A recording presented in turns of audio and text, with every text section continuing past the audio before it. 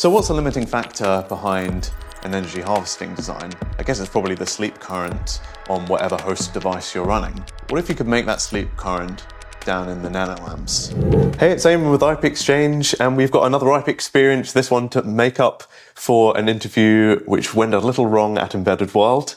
I'm here with William from Nanopower. Before we get started on the technology, William, would you like to just introduce yourself and what you do at Nanopower and what Nanopower does in general? Yep, sure. Hello, I'm William. I'm CTO at Nanopower. So my role in the company is to develop further the technology to increase power efficiency of systems in overall. We are focused on systems that are battery operated, and we want to decrease the maintenance needs of such systems when they are operating on remote areas or they are on places that are not easy to reach. So our idea is to improve overall efficiency in basically battery operated systems. Cool. So tell us about the nPZero power saving IC, and there's a bold claim on your website that it can help engineers reduce power consumption by 90%. So yes, what is it and how does it do that? Yeah, so we call our Gen Zero a smart power management IC. It's smart because it's the only power management with standalone operation features. So our device is able to monitor and manage basically all types of sensors and actuators on the system, avoiding the host to wake up. And we decrease a lot the average power of a system when running on idle mode or reading the sensors and so on. So basically, we consider us a companion, a low power companionship, which is able to fully manage an ecosystem of sensors on a system. Cool. So in terms of the application areas you see this used in, what are people currently using instead of the nPZero, and why does that not work quite as well as your chip? Yeah, so people now use what's available on the market. Basically, try to find out low power hosts that operate at low power when the system is waiting for some change on any measurement. But this low power is always on the microamp range, which, if you look at a system that runs 24/7, for instance, on building automation or a body or medical implants or agriculture remote sensors, they are always draining this power. So now with Gen Zero, they are able to run with the same specifications, the same sampling rate, the same quality of data, but running below 3-digit nanoamp. So we operate at 20 nano, and we are Okay, fully wow. operating in this current range. So this will increase a lot battery lifetime and will decrease a lot the need of maintenance in such sensors where you need to go remotely, or in the case of implants, medical implants, you need to open the body of the person to remove it and do this maintenance. So the Yeah. idea is to decrease, or we already have some use cases where the maintenance will never happen till the end of the product. So we already have demonstrators with some type of energy harvesting where we are efficient enough that this harvesting is enough to power up the system, the radio transmission, and the full management of the ecosystem of sensors in such systems. Okay, so I guess you could call it a power management IC Yes. in many regards, but in terms of where it sits in the complete system, how should engineers think about its use and how easy is it to integrate? Yeah, so we have two types of possibilities. We can operate sitting in between a normal system. We sit in between the host and the sensor. So basically, Okay. we have the system itself, the nPZero. It's not only hardware; it's a mix of hardware and an API where the host Okay. configures our Gen 0 basically sets rules of how we should operate the sensors. Because when the host sets the rules to our Gen 0, we completely shut down the host. And as we are a master slave architecture, after we shut down the host, we can manage the sensors. So we can power cycle them. We can boot them up, enable power, configure them, read the data, and then compare the data with the rules that were set by the host. If the threshold is above or below certain value, or data between different sensors match some of the rules, we then wake up the host. But this can take years to happen, because if nothing happens or no threshold is met, we are able to run on these few nanoamps, always monitoring the sensors.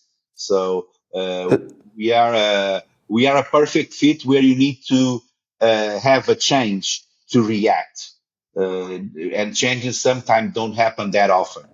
But we are still always monitoring. Okay. So in that case, does it also kind of function as a microcontroller as well? Yes, we consider our logical blocks, our decision blocks, a subset or a lower brother of a microcontroller, because we cannot code branches or deep decision trees like in C code, but we can do Okay. basic logical operations on our state machine, and this is always reconfigurable. We can do some basic logical operations on sensor data. We can do logical operations between different sensors and do some averages on the data and so on. So we can perform some operations, not as many as an ARM or a similar processor core. Okay. Yeah. Okay. So, and at the same time as managing that sensor data, is it also managing the power coming in from energy harvesting and deliverage to the Yes, storage yes, as well? yes. Okay. One problem we are fixing is that all harvesting technology available, it's able to harvest from a source and put this energy harvested in a container. Consider a battery a container. The Mm. problem is when the system needs to wake up. Normally, a host drains so much power. If you measure Mm. how much energy was harvested, you will drain this harvested energy before you can use it, because again it's in the Okay. microamp range. We Mm. can do this check level on still on the nano amp, and we are able to decide if we have a rule that we need to wake up on a 5 minute period, or we need to trigger because some interrupt occurred.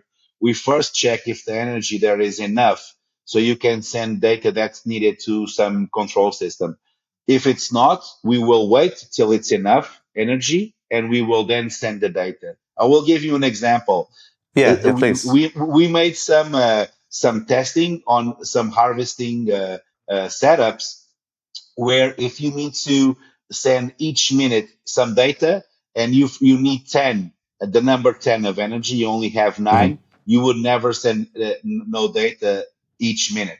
But if you Mm. wait a minute and 10 seconds, you would be able to send data all minute and 10 seconds. So it's better to have delayed information than have no information at all.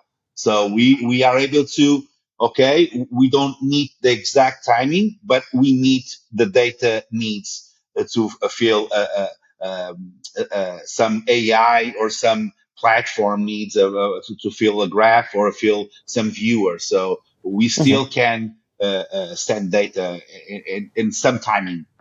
Okay. So in that case, do you think you could build a system around the nPZero alone, or does it always have to have a host and another host? Yes, we can build a system without a host. We already Okay. have some use cases. We are working on implants. We need to monitor Mm. something inside the body, and you need to log it. And then at the end of the day, you just need to read the data to see how it was. So we are able to boot from memory. This is Okay. not on Gen 0, this version. It will be on the next Mm-hmm. generation, but we already have Okay. a proof of concept how this will work. So basically, in production, we will have a small memory that will hold the recipe or the rules of how we can operate during the 24/7 operation of the device. So we are able to load this data from how we will run, and then we are also able to log the data on this same memory of what happened during this cycle of time. So we can operate hostless, and there are a lot of applications out there which does not need a host. Engineers use a host because till now there was no other option to operate such systems. Okay, so I guess probably one of your key value propositions is that for ultra low power applications, Yes. you've kind of set a new almost kind of made a new device specifically to suit that, rather than having to go through the traditional Yes. host architecture. Cool. Yes. Okay. Yes. So we are able to. We saw this need in several systems, and the more we speak with the companies, they are looking at such solutions from years, and we will mitigate this lack of device that is not available now till now. Cool. Nice. And out of curiosity, in terms of the energy harvesting, what types of harvesters is your device kind of optimized for, or is it pretty open? Yeah, we are agnostic. Our device is agnostic to anything. It's agnostic to harvesting devices. It's agnostic to radio devices, to MCU. So what we have is we are reconfigurable, and we can reconfigure in runtime. We can adjust, for instance, if the harvesting is able to draw more or less current, we can switch where this current will be flowing. If it's to a super cap, if it's going to charge a battery, if it's going to charge a ceramic cell or a solid state, we can switch where this energy flows. And we also can choose which sensors or groups of sensors are going to be driven by this source. If the battery or this container of energy is not enough to fully run all the sensors and the host, we have a prioritization list where we select, okay, if the energy is that low, but we still need to measure A or B sensor, we will focus on those two and don't read C, D, E, and F. So we are able to route energy when and where it's fully mandatory to put it, to read the sensors there. Cool. And in terms of, I guess, the amount of sensors you can route, how many would that be? Yeah, or how many peripherals can you route at the moment? Now, in this first generation, we have an I2C interface, which we can drive as many I2C interfaces or sensors that the standard complies. And also we can read or drive SPI sensors. And here we have 4 independent chip selects. So we can have independently 4 SPIs and the amount of I2Cs that the line can hold. Cool. Okay. And just double checking. So you've been talking about Gen 0, yes. And then the next generation. In terms of availability, how available are your chips at the moment, and what kind of production quantities are you going into? We are now. We had the first batch of full production wafers delivered the initial of this year. We are fixing some issues on testing internally. We found some issues we need to fix. We will be sending out tape out on August, which these fixes will be out at the end of this year, the second full production wafer, and Gen 1 will be taped out next year. We expect will be mid 25, but this all depends on if we could implement all the features we want to have on the second generation of this chip. Cool. So at Embedded World, you showed me a few different evaluation platforms. So shall we talk about those for a little bit? What do they offer? Yes, so we built, as I said before, we are fully agnostic to any Mm. type of or peripherals or hosts. So what we built here, we built Hmm. basically a carrier board which you can plug standard interfaces into it. So our chipset it lies here, and it can manage different form factors. So we built, for instance, an Arduino type, which we can plug any type of Arduino shields in it. So here we have a Nice. Nordic. We built another shield with an ST low power chipset without radio. We can plug anything we wish here. And also here on my left side, we have um, uh, interfaces to connect PMOD form Okay. factor. So we built when we ship DVD, we have already built some modules we can plug in out of the box, so people can already test our API, interface their hosts with our technology. But of course, as this is a standard PMOD interface, people can, if they have different sensors, of course, we don't have PMODs for all sensors available. People can choose and plug on a different port or whatever their type, their sensor, so they can Mm. test. We don't want to bias anyone to use whatever we prefer, because here we don't have preferences. We just want to be. We built a platform so anyone with their ideas, with their technology, what they want to build are fully integratable into our platform. So this will be a plug and play, as you see, a board that you can put anything here, and the core of it is here on our Gen Zero right now. Will be next generation next year, but it will be fully compatible. Cool. I think that's been a very, very nice introduction to Nanopower, and thank you so much, William, Okay, for allowing us to reschedule this one. That was really fun, and we definitely covered a lot more ground than we managed to do at good. Embedded World. Cool.